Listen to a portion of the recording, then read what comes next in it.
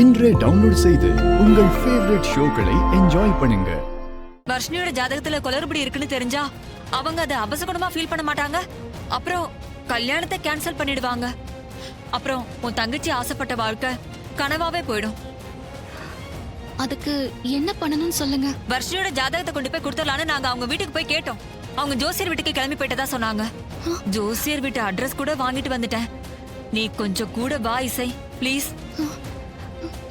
அவங்க அந்த ஜாதகத்தை பாக்குறதுக்குள்ள இந்த ஜாதகத்தை வச்சுட்டா போதும். ஒண்ணு இல்ல, நாங்க கோயிலுக்கு போய் அர்ச்சனை பண்ணிட்டு வந்திருக்கோம். இந்த பிரசாதத்தை ஜாதகத்தை நோட்ல வச்சு சாமி கும்பிட்டு கொடுத்துறோம்னு சொல்லி அவங்க கிட்ட இருந்து அந்த ஜாதக புத்தை வாங்கிட்டு இந்த ஜாதக நோட்டை மாத்தி வச்சிடலாம். இங்க பாரு, இதான் வர்ஷினியோட ஒரிஜினல் ஜாதகம்.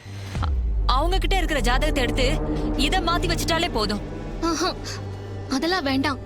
அவங்க கிட்ட நாம நேரடியா போய் உண்மையை சொல்லிடலாம். நான் சொல்லிடுறேன். இவ பெரிய இவ. என்ன சித்தி? சுபத்ரா மேடம் ரொம்ப நல்லவங்க. நான் பேசினா கேட்பாங்க. எடுத்து சொன்னா அவங்க கண்டிப்பா புரிஞ்சுக்குவாங்க. புரிஞ்சுப்பாங்கன்னு நீ சொல்ற. ஒருவேளை புரிஞ்சுக்காம இது அபசகுணம்னு டென்ஷன் ஆகி அவங்க வர்ஷினிய வேணான்னு சொல்லிட்டா அவ வாழ்க்கை வீணாயிடும்ல.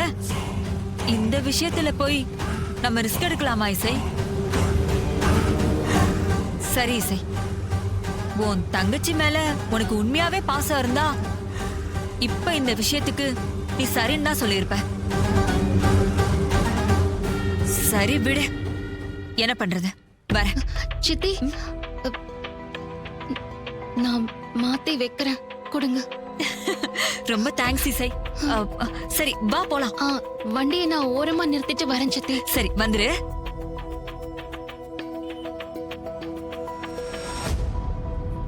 ருக்கு, என்னாச்சு? ஒரு வழியா ஒத்துக்க வச்சுட்டேன். வா இசை, உட்காரு.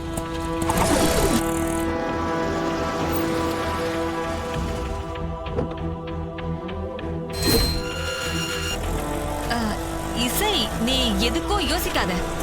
சும்மா ஜாதக நோட்டை மட்டும் மாத்தி வைக்க போறா, அவ்வளவுதான். ஐயா வரலாமா? அடடே, வாங்கம்மா, வாங்க வாங்க வாங்க வாங்க, உட்காருங்க. எப்படி இருக்கீங்க? நல்லா இருக்கம்மா. என்ன திடீர்னு சொல்லி அனுப்பிச்சிருந்தா நானே வந்திருப்பேனே. உங்களை நேர்ல பாக்கணும்னு தான் நானே வந்தேன். சந்தோஷமா. இந்தாங்க ஜாதகம். முருகா,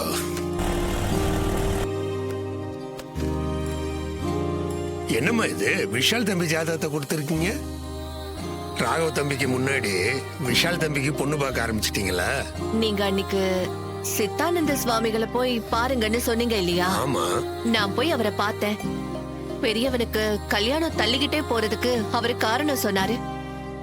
சின்னவனுக்கு தேட ஆரம்பிச்சா பெரியவனுக்கு தானே அமையும்னு சொன்னாரு. அக்கா தங்கச்சி ஜாதகமா பாருங்கன்னு சொன்னாரு.